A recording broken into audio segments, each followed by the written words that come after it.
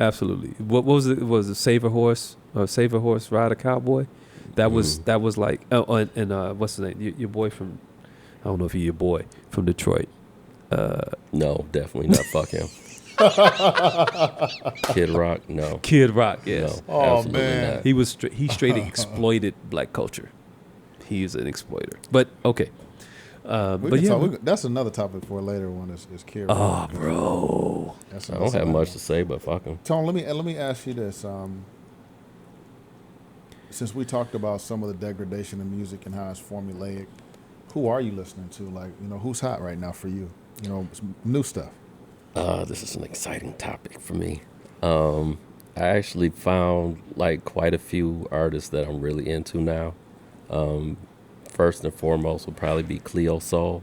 Oh yeah. Who's from London, and her producer, husband, partner, whoever he is to her, Inflow. They have 2 albums together.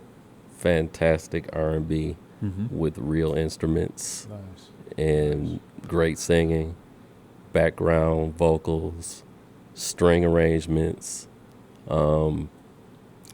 good quality writing, which is a big problem with a lot of the R&B that's out today, in my opinion. Yeah. Aside from the somewhat shoddy singing that might come out in auto-tune. There's no auto-tune on the albums. And they also have a side project called Salt. And that's like a religious arm, it seems like, for them. It's crazy. Yeah. Very crazy. Okay. I like Salt. Yeah. They put out like 5 albums for at free, one time. free download. Last year they dropped like 5 albums at one time. All different, varied genres. It's really good quality music. Yeah. So that Cleo Sol is probably my favorite artist right now. And really of all time, she made a really big mark on me. Nice. Yeah. Now, is this music that, when you say Cleo Sol, would you actually use this music in DJ sets, or is this listening for you? I have. I will continue.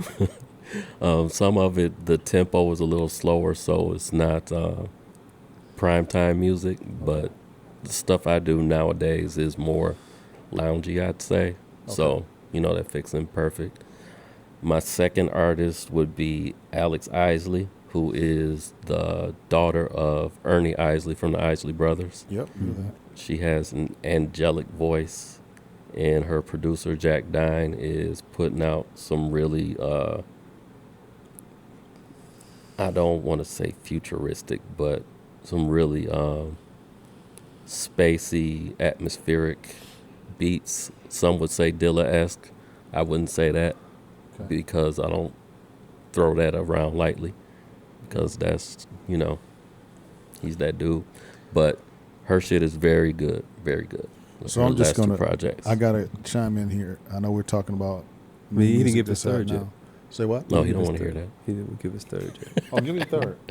But you mentioned Dilla, so I'm not going to let you pass that word and not say something about Dilla. So you go ahead and give your third, and I'm coming back with the Dilla question. And the third is Khruangbin.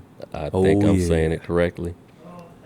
But these off in the back, we heard, oh hell yeah, that was Aaron. Texas. Yeah, they're from Texas. 3 people from Texas, a bassist, a guitar player, and a drummer. The drummer is a metronome. Yeah, he's a human metronome. He's a human metronome. Wow. The guitar player is phenomenal. His phrasing and the things he plays, you don't miss a singer in a traditional sense, because he plays so many notes and so many things so well that you're entranced by his guitar playing. Nice, and that's it's it's an oddity in today's music. Nice. And the bass, she just holds it down.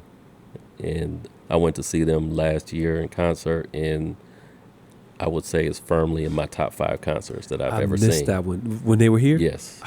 I had to go to Africa. I went on a dental mission. At you. No. I went on a dental mission to Africa, and then I went the following, like 2 weeks later when they were here. I took my daughter to France. Yeah. But I was so upset about missing that concert, because they rarely come out, to my knowledge, at least to Phoenix. Right. and I wanted to catch them because Khruangbin is dope. First of all, you know what Khruangbin means. I don't. Forgot. What does that mean? It's airplane. I think in not Indonesian. Gosh, it's one of the Asian countries. It's not Indonesia, but it's the Asian country, because I had a classmate in dental school who had a very, very long last name. Is it Cambodia? I think that might be the country that it's from, but it means airplane. Okay. Yeah. Nice. But yeah, the drummer's a human metronome. That dude he's never off. He's like quantized, damn near. Yeah. Yeah. That's Very good that you guys can cite, new artists that are making impact current. Yeah. And I can name a few, but I'm not going to just kind of just brought off any names. But I got to go back a little bit. And although he's not new, I qualify him as a new kind of generation because he came out in the 2000s. And I met him, and it just blew my mind. So Kim from Detroit, K-E-M. So before I'm going to law school, I'm in law school, and at the time I'm working out, right? And I'm in the gym. With your shirt off? No, tank, shirt on. I okay. work at shirt on. Okay, Shirt on. I didn't know ripped if you was in Venice Beach or something. To Venice It's Beach. a running joke, folks. The shirt off, boys. For the audience, I came back from mountain climbing one day, and I was exhausted and sweating, and I made a video message, and I had my shirt off, and I sent it to these two dudes, and they were like, first off, don't ever send me a video with your shirt off. So And he was laying on his bed. running, Motherfucker. Rick Ross style. he called me Rick Ross, man. I do not have man boobs for the record. No. But at any rate, I was working out at the gym, and at the time I was really fit. And this guy walked over to me and said, man, he said, what are you doing to get in shape? What are you doing? I said, man, it really is just I'm coming consistently, and my diet isn't all that great because I was a lot younger then. I said, but I'm eating a lot of protein and just hitting it real hard. He was like, man, I want to get to where you are. And this will be the point where you can intersperse an old picture of me, and then I'll be up on the screen and be, that was me 2 years ago. And so it was, he said, man. With my titties out. Pull my titties out with my boobs out. I have my nipples exposed. Think about getting that ring. Oh, no. So I was in the gym working out. Dude comes over. He's like, hey, what's up? What's going on? How you getting? I was giving him tips on how to get in shape. I said, man, just keep coming. You'll get it. You getting there too. And he was pretty slender, but he was trying to put on some muscle. I said, well, what are you working out for? He's like, I'm getting in shape. I'm, getting prepared for the whole thing, for my career. Everything's got to be tight. Everything.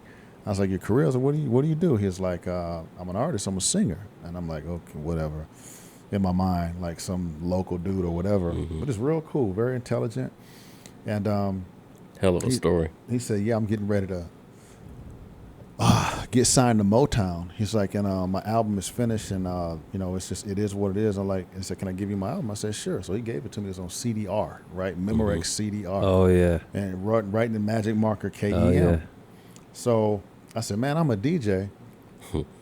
And I play on the weekends at this place called Tonic Nightclub in Pontiac. Yes, sir. I said, I'll play the tunes from the opening or something like that. I said, I'll play your records. I'm going to go listen to it. And I thought it was going to be some garbage, right? And I went home, and it's Chemistry, the album. Right. Oh, wow. Right? It's not out. It's not pre-release. It's nothing. It's this man put it in my hand. He had been making physical copies. He didn't ask you for $10 afterwards. Try to stick you up. I was surprised. He gave it to me. So I took it home. I listened to it. I was like, oh, my God. I heard a tune I love, Calls, and I said, that's a hit. Smash. I said, that's a hit. I said, that's a hit. Girl. Girl. Oh, babe. Right. And I said, Now, we like Kim, but I realize there are a lot of people who don't necessarily like Kim. man, that's my dude. It was just personal. So next time I Yeah, saw it's him in the personal gym, with me, I was too. like, man, dude, Oh, I I can't feel you. believe your album is phenomenal. I said, dude, man, you are just on your way. Just make sure you still know me when you're going to blow up. He said, man, God willing. And he told me his story. Yeah, his story is crazy. It's crazy. He's telling me, well, I'm coming from addiction, and he was a drug addict. You know, he's like, tell me your story. I'm like, well, I'm kind of privileged, man. I'm Right. I went to private schools. I live in the suburbs. I went to Michigan State University. We got quality drugs. Quality. I didn't have a adversity story for him, but the last time I saw him, I was jogging home from the gym, and he was in a Toyota Camry. It was a Corolla or a Camry, one of those cars, but it was beat down. He put over. He said, "Man, you need a ride?" I said, "No, man." I said, "You got to get that cardio in." I said, "No ride, cardio," because we were both trying to get cut up. And he was trying to do it for his music videos and his career. He's getting ready to jump on stage. He's getting ready to sign a Motown. He's trying to be what's his name from Love Will Never Do, the real dark skinned I cat. know what you're talking about. Shoot, I can't think. He's of his the name. actor, Jaimin Hanshu. Oh, nice. He's trying to be Jaimin Hanshu. So I ended up. I went finished law school. I went to law, 3 years to get through law school, and by the time I got to Arizona, dang, that was Good dope. Chuck D. Oh, the Cultural Vibe '89 Impact FM. Come on, man. All right, flashback. So by the time I get to Arizona, I can't dang Chuck D. All right. By the time I get here, two cats that I knew just had blown up. First was Kim. Because I went to Target. I was in Target getting some supplies or something. Saw that Target. Chemistry album? I saw the Chemistry album. I said, ain't this a bitch? Dude blew up, went gold, the whole 9 yards. And the same thing happened and I'm sorry to take the mic so much, but the same thing happened when I left Michigan. And I'm watching, it was either the VMAs or the Grammys or the American Music Awards. And I'm looking at Head, right, on the Grammys or whatever the award show was. And I go into Target again, and I pull out an Eminem CD, and I flip on the back, and it says beats or programming by DJ Head. And I was like, man, that's all my homie. dudes, doing music. And I was like, I was blown away. So anyway, that was a Kim story. So Kim is my guy in the modern era, let's say 2000s, where I felt like, this guy is just phenomenal. This is brand new music, brand new, everything. And so I look for that quality. And, it wasn't like, oh, he's not from the 90s or 80s or 70s. He's going to be whack. He's like making modern soul music. And there's another guy making modern soul music, too. I can't think of his name. I got an album. You're going to say Leon Bridges, aren't you? Leon Bridges, yep. I was getting ready to jump up and get the album, and I haven't listened to it. I played it through once quickly. I got it. It's got a gold album, orange vinyl. And I skimmed through it, and I said, whoo, this is hot. Bought it. And I'm the type of guy, Doug, where I don't just buy stuff for collecting purposes just to have it. Like if I'm gonna, because I still buy vinyl. If I'm gonna buy it on vinyl, it's got to be meaningful. It's got to be a significant piece. You know what I mean? Otherwise, digital is good enough. But if I'm playing, because vinyl's it's expensive. So you're gonna buy a piece of vinyl, like, damn, $15, $19, $25. Just that's light. crazy. So yeah, it is. For vinyl prices, $15. Yeah. So that Leon, I go to more than Discogs. Yeah, the Bridges, he got me. So he's another guy that I'm really, really feeling. And I'm gonna, when I get time, I just don't have time. But when I get time, I'm gonna get more into his stuff because I bought his 2 albums and he was very impressive. Can I get a quick Kim story in there real quick? Yes, sir. Yeah, I was at oh man, I forget the name of the record store, but it came after Street Corner after my girl Lynn moved and started her own record store. I was in there one day and Kim walked in. I think this was right after he signed to Motown, but it hadn't come out yet. So he had a little local buzz. And just remember her introducing him to me. And he was just so cool and humble. Yep. And, that really struck me because his story is so what he had to overcome in order to get where he is today. Yep. Where he's like doing Steve Harvey's, Cruises and shit like that. Yeah. Yeah, it's amazing that he made it from there to where he is today. Yeah. And I like the music, and I'm really proud that he made it. Yep. I felt It's a that good way story. about it too. It's a Yeah. good story. You can respect the story, and it makes you, and it endears you to the music more. It does. When it wasn't, oh, this is this guy that they made and it's corporate and they pushed him and da-da-da. No, it's really authentic. This dude was really a person struggling that had a talent. and was writing music and blew up the right way. You know, like you said, grassroots locally, get signed to Motown, and you can't be more happy for his success, especially coming from Detroit. I'm glad to hear you share that story too, man. Yeah. You had a third one. You haven't given the third one yet, Steve. Oh, the third Steve ain't one. got no third one. I don't have a third one, so He ain't so mentioned okay. no music that came out in the past 2 years. But nah, so the Leon Bridges Bad Bad News, love that Yeah. tune, dude. my third one is just not an artist. It's just, here it is. So for me, I always heard music, right? I always heard the beats. When I was the worst guy on listening to lyrics of a song. So people could sing the lyrics. I didn't know the lyrics. Oh, When I'm just the opposite. People would Really? rap the Yeah. raps. I wouldn't know the raps unless they were just really just stuck in my head. Yeah.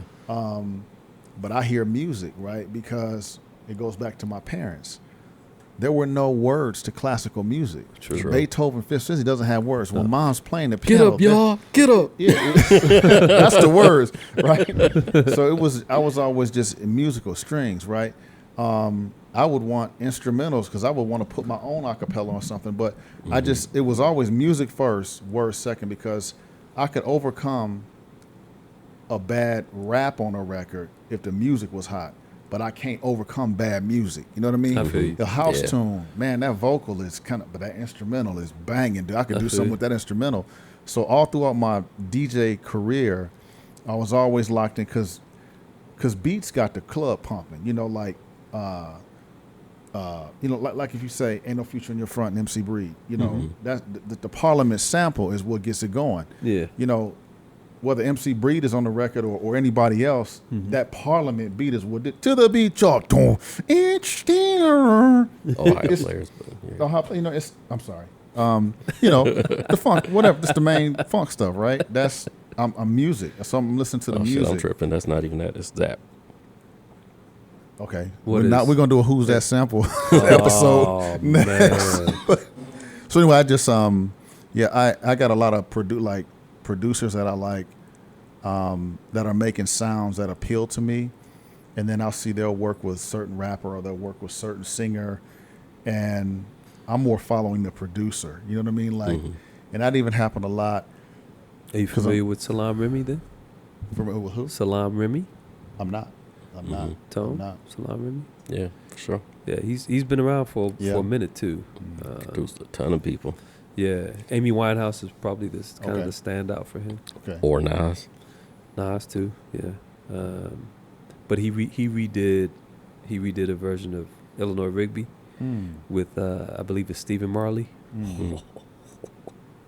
Oh, you want to give that a listen, sir? Trust me.